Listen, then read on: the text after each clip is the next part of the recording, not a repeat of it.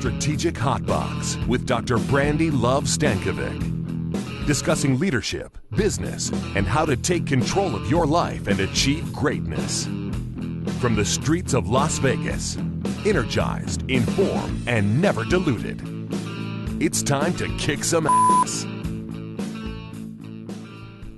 Welcome back to the Strategic Hotbox. It's your girl, Dr. Brandi Stankovic. I'm so excited that you're here joining us today. Today's episode is going to be really fun. We're going to talk about the mental focus required for fitness modeling.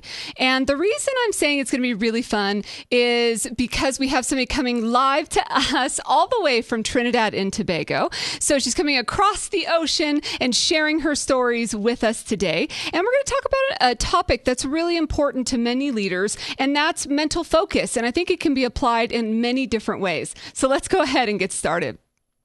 So what is mental focus, and why would we think that we had to cover this here on the Strategic Hotbox? And as you know, we break the podcast into 3 parts. And if this is your first podcast, welcome.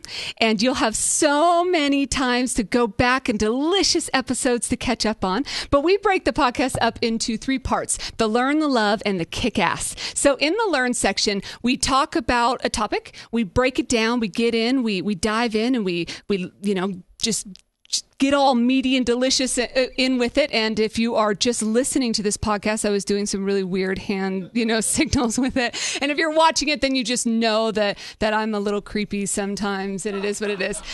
And then in the love section, we always bring a subject matter expert on board to talk about, how they're applying these topics, how they're making things happen, how they're making shit happen in the real world. And then in the kick-ass section, we'll give you some tools that you need to succeed, how you can go out there and implement these things today. So why mental focus, and why would that be so important to the world of fitness modeling? I think that what's interesting in talking about this today is I don't have the mental focus to not have that last beer at the end of the night. I don't have the mental focus to not to not eat cookies, right? I mean, I couldn't imagine the mental focus it would take to have such a strict diet that it follows like a pretty, a regimen. It follows some sort of focused goal, but just to be in it all the way. And unfortunately, in an intellectual capacity, when we're working in business, a lot of times we don't have things that are as tangible like we do in athletics or sport. In different types of jobs. And so mental focus becomes a whole different realm where we're having to stay with our eye on the prize. But how does that play out, and how does it all kind of bring it all together? Let me give an example. My son recently did a triathlon. So he's 7 years old, and he did a triathlon at school. Now, it was a child's triathlon.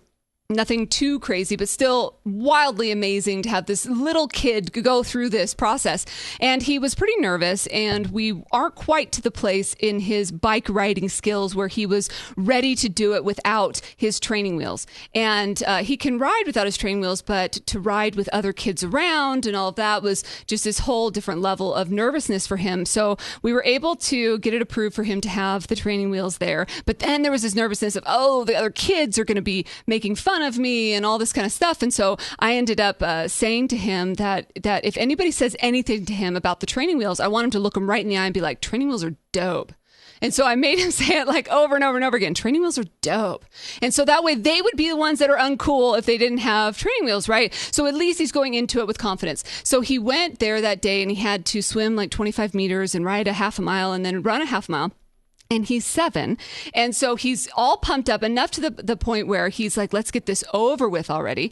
And he goes into the swim and he swam really hard. And riding a bike with training wheels is really, really difficult. So it's harder, I think, than riding without. And so it took him a little bit of time. So when he got off the bike, his legs were just burning, and he looks at me and he's like, oh my gosh, I'm exhausted. And I said, just look me in the eye for a second, and you can do this. You can do this. You're almost there. Pace yourself. I love you. You got this. And he just took off running. And then he had 1 lap left, and he could see everybody cheering for him. And his little brother, who, is 4, is running next to him. And it just was this moment you could just see on his face, this determination. And he just ran for it. And then we get to the finish line, and he gets the medal, and he's all excited. And we're walking out, and he just bursts into tears. He falls down the ground, crying so hard, and it was so embarrassed. And I gave him my sunglasses, and I'm like, okay, we'll get out to the car, and then we'll have a chat. And when we're talking about it, he's like, I don't know why I'm so upset. I have no idea why I'm so upset. I'm like, because when we go through a moment like that, you're not just using your body, because clearly his body was tired, but you're using your mind and your soul and your heart. There's so much more that goes into driving yourself to a goal like that than just your body. And that's what mental focus really is. If you're going to complete a goal, if you're going to make shit happen, and that means take it to the next level, take yourself further than you've ever been, take yourself beyond where you think that you can even go, and really dig deep, it pushes you places that you've never been. It makes you feel emotions that you've never felt. And I was so thankful for him to have this outpour of emotion so he could embrace that. And I could tell him it was okay to feel that way. And then for me to tell him to suck it up and it's time to go home and we'll, live it together. But that's amazing to me, because I think that achieving goals like that really is so much more than just our body, or so much more than just our mind. So in thinking about mental focus in fitness modeling, I was thinking about what does it take really to get to that place, and how does that apply to leadership? And some of the things that I was thinking about in any fitness that I've done, and certainly have never been down the path of fitness anything, but really fitness modeling. But there's so much about planning ahead that's required, and I think that's really applicable to leadership. So whether it's meal prep, and we're going to learn from Jinelle when we talked to her in Trinidad, but there's scheduling that's required. So when I was going through my doctorate, I had to schedule time to study. Or for those of you that are going back to school or doing anything like that, you have to schedule ahead. And for in fitness or any sort of athleticism, there's meal prep and scheduling time for practice. And another important piece is that there's no off season. And one of the things in work and in business and in fitness, there's no time where you can just sit back and be like, yeah, so for the next 6 months, I'm just not going to do this anymore. You can't do that. If you're going to achieve something and you're serious about it, you can't take the next 6 months off. That's why it drives me crazy when I hear kids say, I'm just going to take a year off from life. Don't take a year off from life. You need to stick with it and focus and not have an off season, because you can't be great sometimes.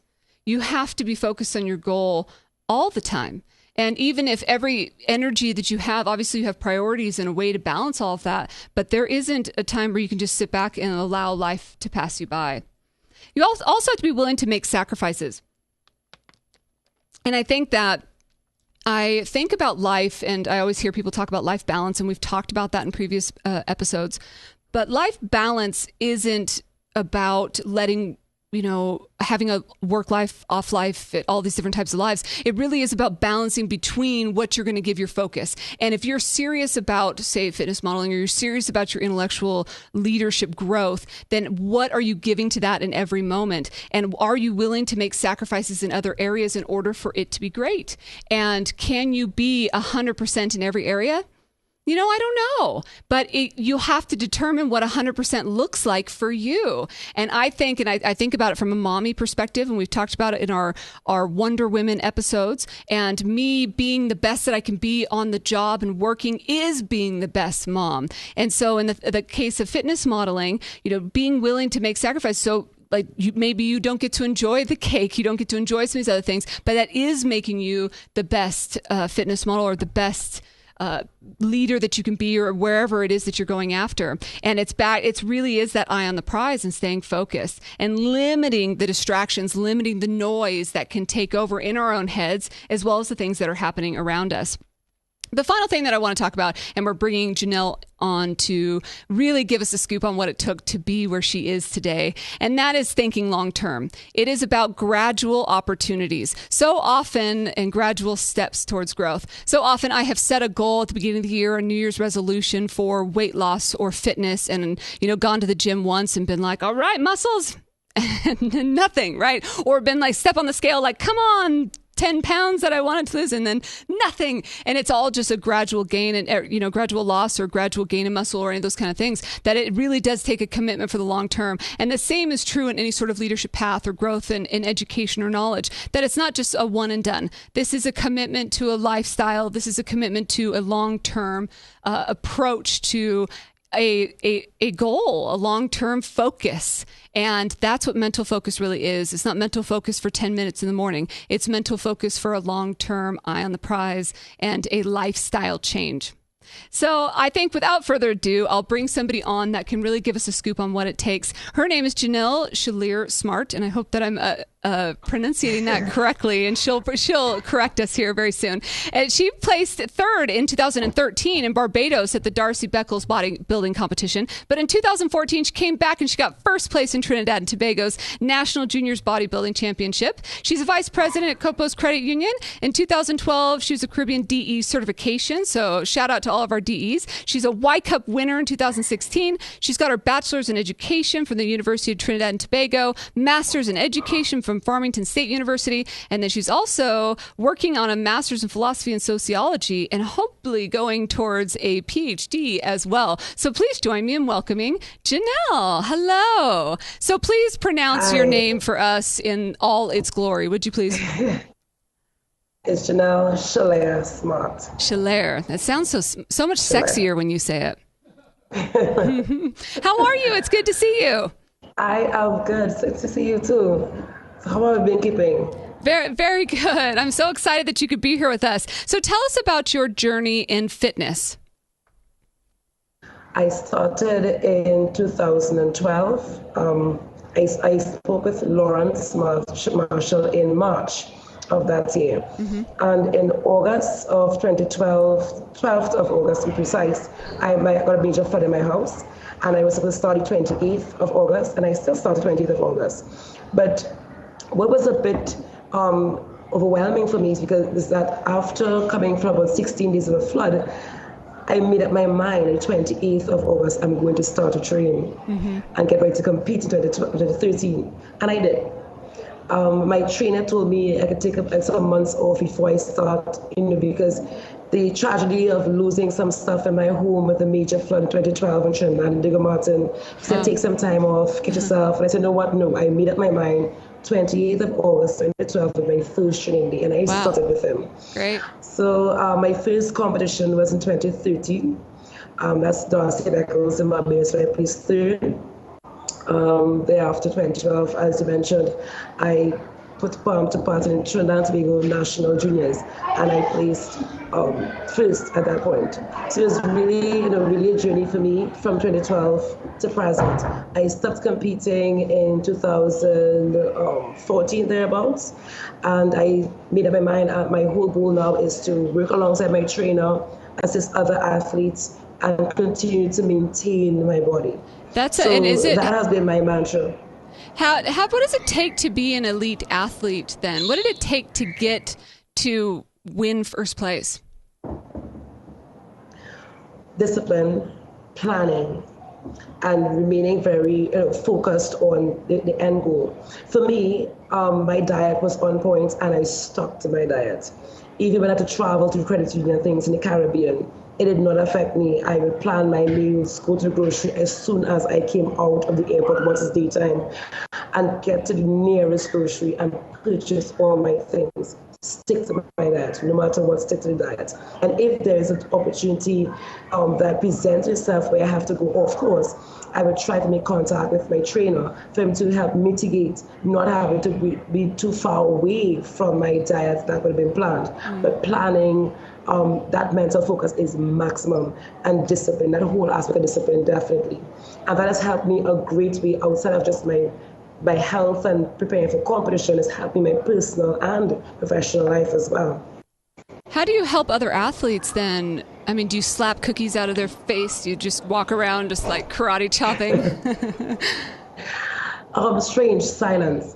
When it comes to competition, before competition, I don't have an off season when it comes to competition time. There's never an off season. Yeah. So pre-season, pre-contest time, you would see persons, they would see you, but I'm always covered up. So I'm always in long sleeve clothes, like a Muslim more or less, because when you're ready for competition, no one can see what you look like before competition. Very little conversation. My trainer would say, you have to keep, your strategy as close to your heart as possible. So very little conversation.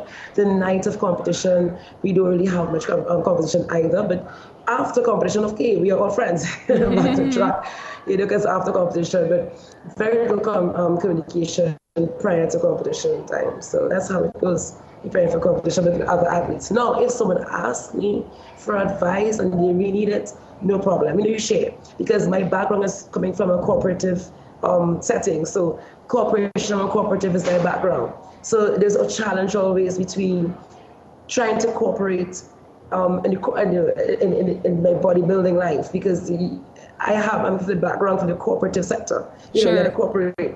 So that was a challenge at some point in time. But I offer help when I need to, but it's not something I volunteer in terms of that. Right. My volunteerism is wholeheartedly credit to the movement. So do you have to have that discipline in the gym as well as with nutrition? Yes. When I compete, I wear long sleeve attire, right? And I always reach on time. And if something happens, I will contact my trainer before time.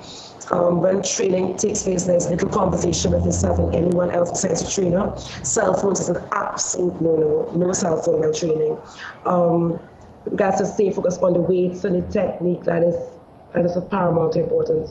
There's nothing like you change your technique during training or you cheat on a rep during training. No. If the trainer gives me 20 reps and 4 sets, that is it. 20 reps, 4 sets. Nothing is altered, nothing is compromised. Strict is strict. So the training is always strict, intensity is always high. So yes. And because really, the only person you're cheating in those moments would be you, right? I mean. Correct. Yes. And were you born with that discipline, or did you grow it as you were in this process? I was socialized with it, I would say, from small, from my mom and my brothers and my dad. I was socialized, but it became much more meaningful to me when I started to be involved in the credit union movement and then into fitness. So what philosophy or outlook do you live by now in training other athletes and helping others in this area? In terms of my philosophy is that you cannot give of your best if you are not at your best as a person. So that your health is like your everything. Taking care of oneself is of paramount importance prior to taking care of others. So, there's no compromise for me when it comes to taking care of myself, because I've found over time that when I neglect, before starting to do fitness, when I neglect my health or miss meals or eat junk, my ability to work and push myself is always impeded by the fact that I don't have the energy. So my philosophy is that taking care of oneself gives an added advantage to take care of others in whatever capacity, whatever forum, whatever social, professional, and personal. I love that. So you cannot give others your best if you aren't giving yourself your best. Correct. That's amazing. And what was an unexpected learning during your journey? Yes, one of the things that happened during training, while training, I got a pinched nerve in the lower back of my spine there. There was some technique I probably did slightly off in terms of the machine wasn't calibrated properly, something like that. And I got a pinch, and that's just about 4 weeks before competition. And I was rushed to hospital, and the doctors panicked.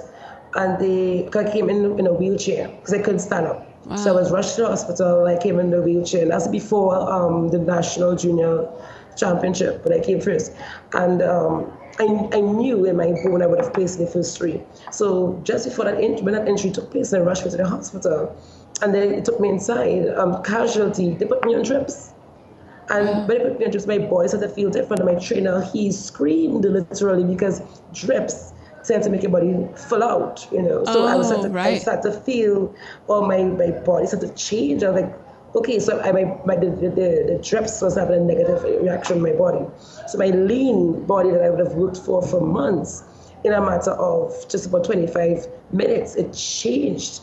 my face fell out, my body sort of fell out, and that was. Oh no! I cried endlessly because it's like we didn't plan for that at all. Because sure. the purpose of coming to the hospital was just for them to give me some painkiller and back out, but they put me on trips. Yeah. Wow. And then the doctor was like, but I didn't know she was an athlete. And they're like, no, but and she was like, but I told her she has competition in 4 weeks' time. So what do you think she would have been? And of course, she's an athlete. So they stopped taking me off the trips quickly. Yeah, right. But by that time, it made a whole change for me, Brandi, because I had to diet even more because I had to cut back on the water because my drips is like it's a fluid, it's whatever. So it made my muscle fall out and look relatively fat, like a big tomato. So when I started back training, about 2-3 days after, I had to cut back on my water intake, I had to cut back on my carbs to get my body to get back lean as I would have been before the injury. Wow, and that's such a good lesson. For those that are listening, if there's any changes in the audio that you're hearing, it's because we are coming to you live from Trinidad and Tobago. So just know that Jinelle, thank you for being here with us live right now from a completely different country. So that's very, very cool. But one of the things that she was just sharing is that there was an emergency that happened right before a competition. She was rushed to the hospital and was filled with fluids. And being a fitness model, it's important to be lean. And now that's completely been changed right before this competition. And how scary to have that happen. And that can be applied to so many people that here's something that you weren't expecting, you cannot control. And you know what? The focus that you had to say, come back and go, you know what? I'm going to take control. I'm going to change my diet and I'm just going to do what I got to do to make it happen afterwards. That's amazing. So can you, yeah, is there any kind of final stories or funny story that's happened to you along the way?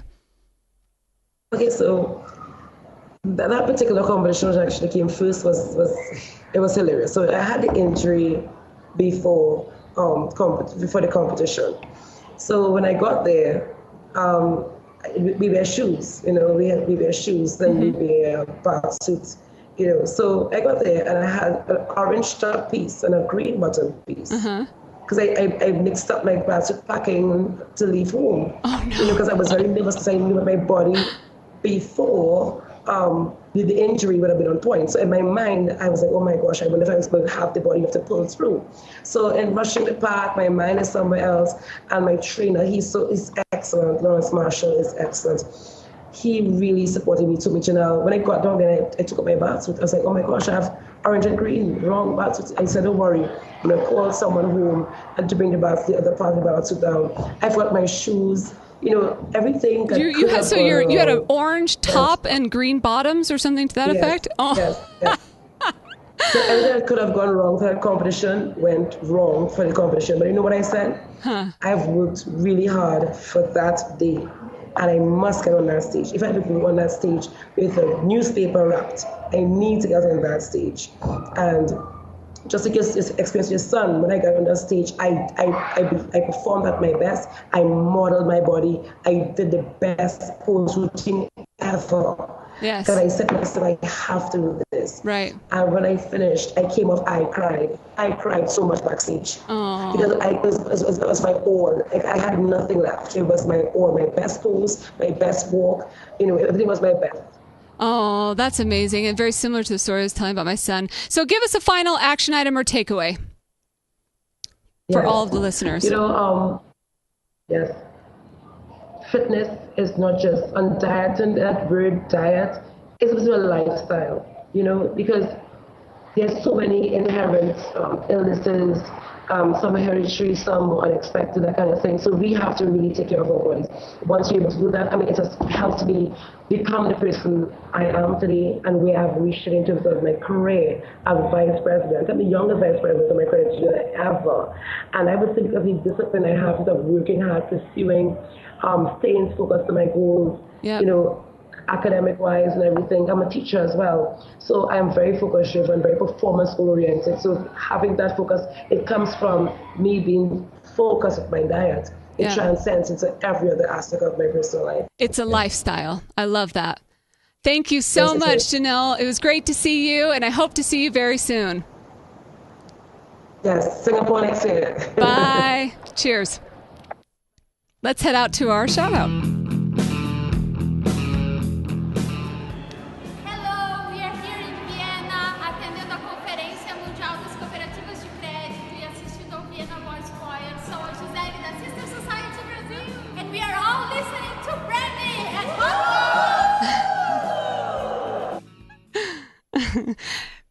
to my friends from Brazil for sending a shout out for the Strategic Hotbox. I love their energy and smiles. And thank you again to Jinelle. And I love to hear her stories and wish so much that the audio and video would come back through even more perfectly. But I'm sure all of us that were listening were listening intently for all of the delicious little nuggets that she was providing to us because she has tremendous experience in this arena. So thank you again to Jinelle for being here and sharing her story. So now it's my favorite time, your favorite time. It's time to kick some ass. Number one is to rise and grind. She mentioned it in the fact that it's a lifestyle. Just talking about the fact that we have to go for it. I've talked about it in previous episodes. It doesn't matter if you're in leadership. It doesn't matter if you're in athletics. It doesn't matter where you focus your life. Get up and make it happen. It's time to rise and grind. So get up and go after the things that you want to do. Keep that eye on the prize. Number two is train year round.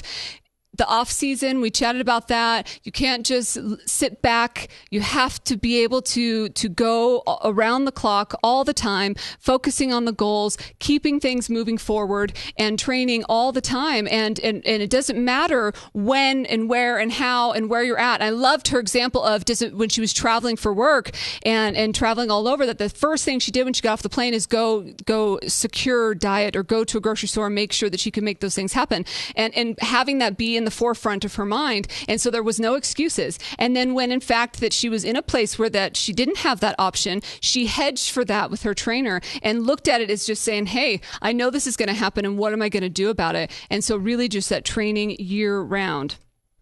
Number three is incorporating it into daily life. I think that sometimes we'll set a goal and have it be, that's a work goal. Or that's a education goal. Well, I think it's all the same, and we have to be willing to do that all in the same realm. And that I know for sure when I think about fitness goals, when I think about diet goals or anything, and then I go on the road for work, or when I think about education goals and I'm out, on the road traveling, and those have to happen when I'm on the road too, because that's life as well. And so we have to incorporate it into things that we do every single day. And how can we make some of those goals happen when we are doing our day-to-day lives? And how can we live and breathe that in what we do every single day with what we're feeding and doing with our children, both in knowledge and in foods, and what we're giving to the people around us at our offices? And are we just living that philosophy, incorporating that into every single day? Number four is thinking long-term, gradual steps, thinking about the end results, knowing what's going to happen in the end. The example that Jinelle gave of being put into the hospital or having it occur, and where she gets filled with fluid when she's trying to do the exact opposite of leaning out before a competition, is she gets out and just says, okay, now I've got to double down and get rid of the fluids, and just looked at it saying, okay, now's the time. And really just knowing what her end result was and thinking about that the entire time was so powerful. She also talked about the very beginning of her message about the fact that someone told her to take a moment off and just to let it go. And she's like, no, I know what my end result is. I'm thinking about the long term and I'm going to start today. And that's pretty powerful. And number five is to give yourself a break in it. And what I mean by that is not to lay off and have an off season, is to not make it a moment of stress for you, that to just one day at a time, go after it every single day, and not to have it be such a stress that it ends up becoming something that you don't do. So often I'll see people give up on goals because one little thing happens, or they messed up their diet today, so just might as well give up on the diet. Well, no, give yourself relax into it, calm into it. It's a long-term thing. If I stand on the scale and it's not where I want it to be today, then we have tomorrow, and it's a focus on going forward into the future. And so relax into it, but don't give yourself a break like allowing an off season. I want you to get out there and kick some ass. That's your top five.